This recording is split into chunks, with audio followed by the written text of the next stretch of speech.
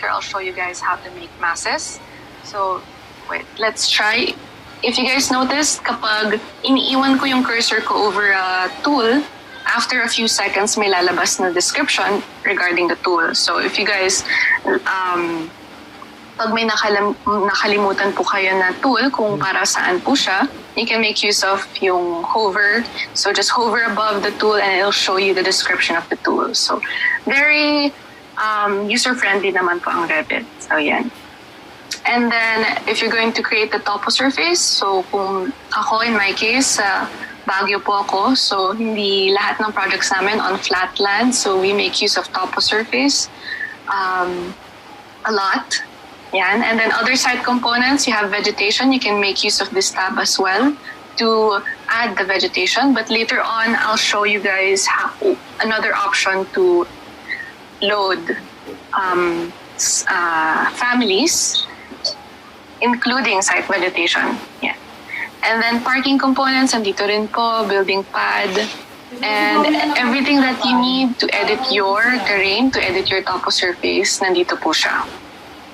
Collaborate. So ano ba tong collaborate? So ang Revit po kasi, I'm not sure with AutoCAD, sabihan niyo po ako kung may update na po ba ang AutoCAD, pero ang Revit po kasi pwede kang gumamit or gumalaw ng isang file while your teammate is working on the same file. So, matagal na po kasi hindi nag-AutoCAD. So, collaborate po, nasa collaborate tab po yun. So, basically, if you're working on this project, and then sabihin natin si Sir Antonio, tsaka si Miss Colleen, kasama ko siya sa team, gusto na rin nila i-edit, we can convert our file to a collaborative file.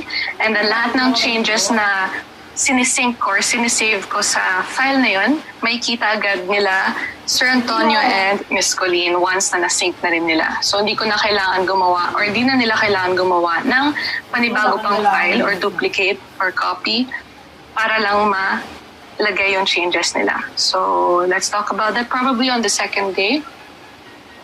And then different views. So Revit allows you to create different views. Kasama na dun yung floor plan view, section view, elevation view, drafting view, and other views that you will be needing para sa sheets nyo. So scheduling, tuturuan ko rin po kayo yung basic kung paano mag-schedule dito sa Revit.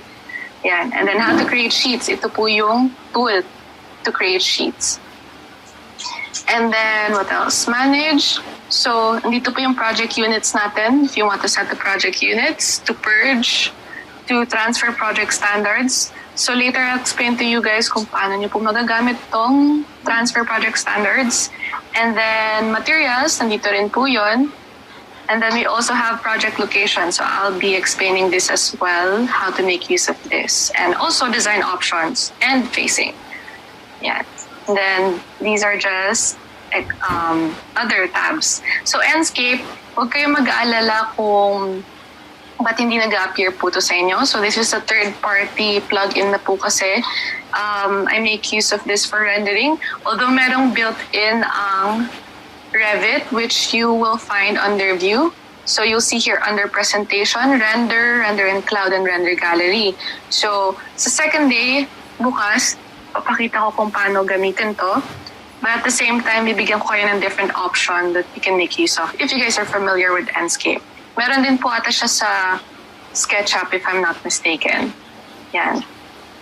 And then modify. So modify, if you guys are familiar again with AutoCAD, yung mga cut, fillet, yung mga offset, array, copy, move, yan. Nasa modify tab po siya. So, huwag kayong mag-aalala. You don't have to, later on I'll show you guys how to make use of this. Kasi ang mangyayari, once a particular tool is activated, like for example, if you're going to create a wall, lalabas na agad to, it'll automatically, Revit will automatically bring you to this tab.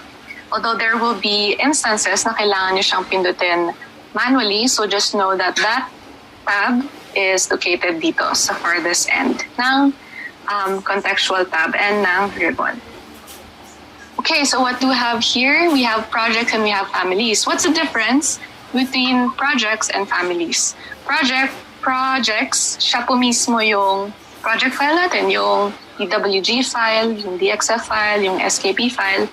Yan. And then families, if you're using SketchUp, siya po yung components natin. So components are basically families. So kapag may time na ma-interchange ko yung terms, just know that if once na nabanggit ko yung component, I meant family. Or pag nabanggit ko yung family, it's a component. So you will be able to create a project file and a family file which you can later on load into your project.